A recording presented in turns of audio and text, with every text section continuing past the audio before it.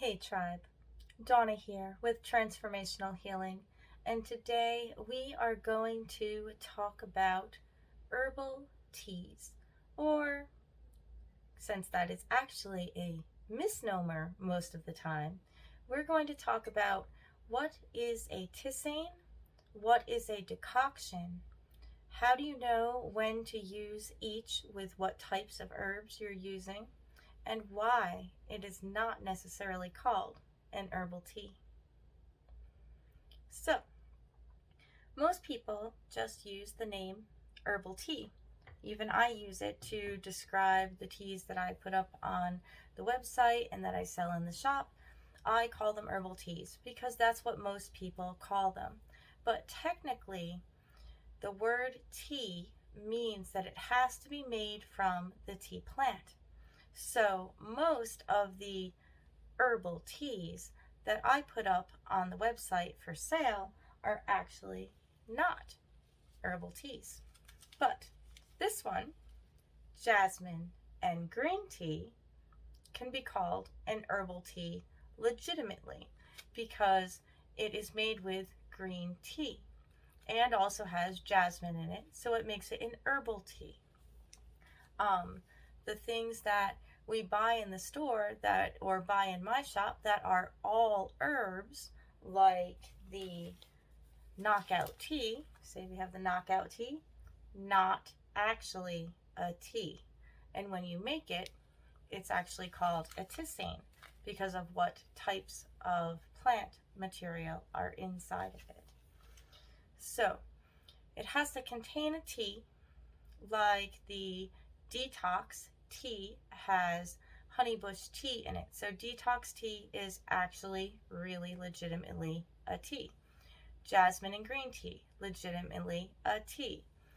Things that are not like like the knockout tea or the citrus morning and things like that are actually herbal, and you would make either a tisane or a decoction out of them. Most of the ones that I have in the shop, you would make a tisane. So, what is a tisane? And how do you properly make tea for medicinal use or use to help get the nutrients out of the herbs that you want to help affect your body? Well, when you have a tea like the knockout tea, you want to boil the water. And typically, for most teas, and this goes across the board, I mean, think about how much you really get in a tea bag when you buy tea at the store. There's not really that much in there.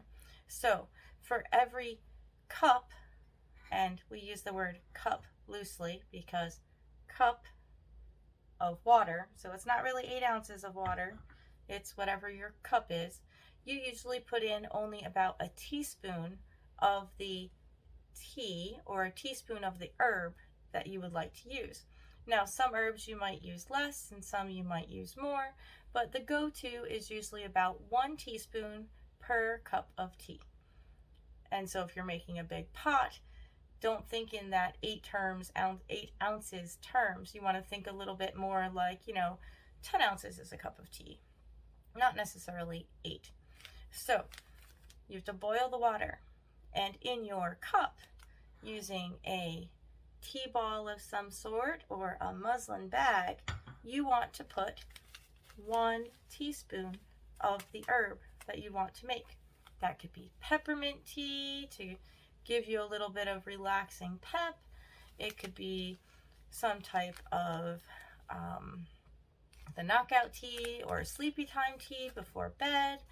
I like some of the citrus teas in the afternoon because they give you a little bit of focus.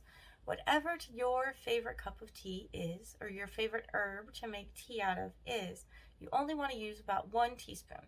So you're going to put that teaspoon of herb in your cup for a tisane.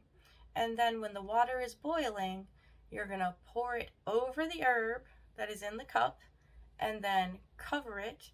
I have another specialty cup that I did not bring that has a little ceramic cover that goes right over the top, and it actually has a mesh basket inside of it. I should have made my tea in that today. So you have the cup, and you're just going to put a cover over it or put something over it to keep most of the medicine in. So as it brews, the medicine stays in. It keeps your tea warmer and keeps it good. And you want to brew that for at least 10, if not 20 minutes. And you're just letting it sit there and brew. And then you can mix it and add whatever you might need. A little bit of honey for flavoring if you need that, so that you can make it palatable if you're taking a medicinal tea or medicinal tisane. And you need to add a little bit of sweetener. I do recommend honey over most of the other things, but some people just can't get off the sugar, so try to get an organic raw sugar if at all possible. I know that I have some things that I do like to put sugar into. I'm not that good. So now that is for, you make a tisane out of all things that are above the ground when it comes to plants. So the leaves, the stalks, the flowers, all of the green parts of the plants. If you're making that, you make a tisane, which is pouring the water, boiling, into the cup over the herb, at least 10 minutes. Now, what do we do with all these roots and barks, like cherry bark and osha root and things like that? That is when you make a decoction. So, you also make decoctions out of things like resin.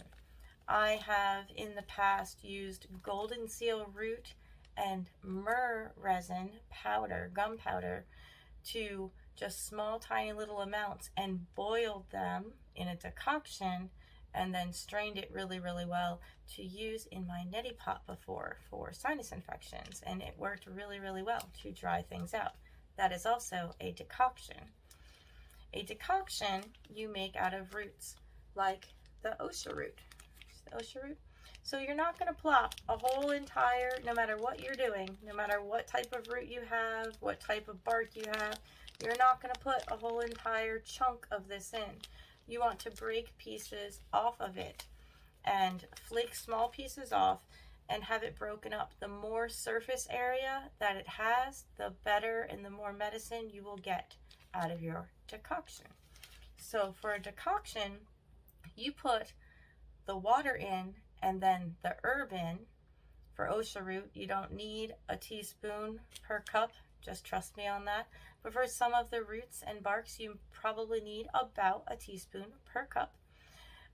And you put it in the water when the water is cold. And you bring it to a boil, put the lid on it, and keep it at a low simmer for at least 10, if not 20 minutes. And that pulls the medicine out.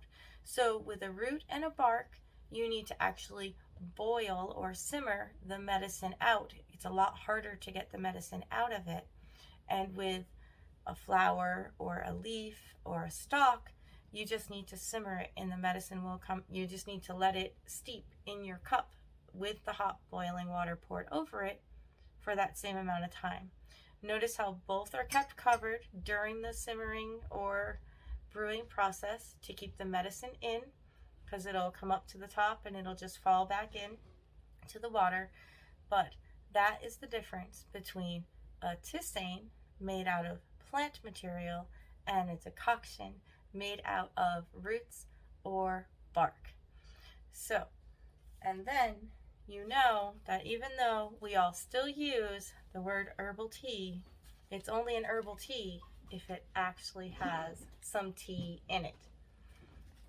So, I hope that you've been enjoying all of our videos. And last Tuesday, we talked about storing herbs and then harvesting herbs and working with herbs. And I've been talking about apothecary in some of the Facebook Lives, which I will be putting up as well on YouTube. And I believe that next Tuesday's video is going to be switching a little bit to the spiritual uses of herbs. We are going to make a manifestation pouch and work in talking about intention and how to put your intention and what things you might include in a pouch for manifestation and prosperity. But until next Tuesday, many blessings, tribe, and I'll see you next week.